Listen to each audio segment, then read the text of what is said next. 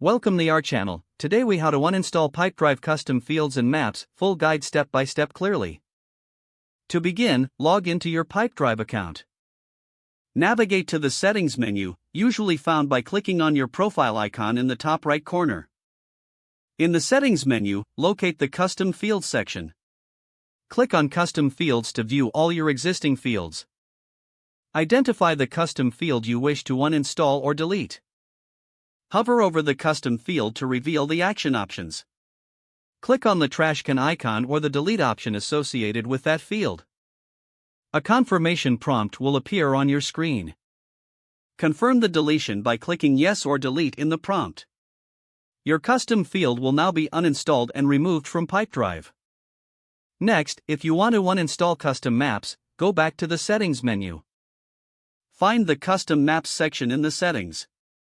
Click on Custom Maps to see all the mapping configurations. Select the map you wish to uninstall. Hover over the selected map to view the action options. Click on the trash can icon or the delete option for the map. A confirmation prompt will also appear when deleting a map. Confirm the removal by selecting Yes or Delete. The custom map will now be uninstalled from your account. Finally, review your custom field and map configurations to ensure everything is set up as desired. You have successfully uninstalled the custom fields and maps from Pipedrive. If the page does not load, refresh the browser or try again in a private or incognito window. Make sure you are using the correct email address, then retype it carefully to avoid small typos. If your password is not accepted, use the reset option and create a new strong password you can remember. Check your spam folder for verification or security emails, then complete any requested confirmation steps.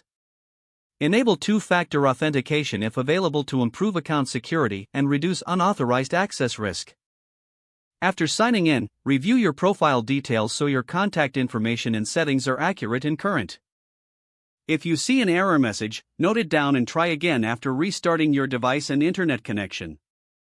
Don't forget to like this video and subscribe to our channel for more step-by-step tech guides.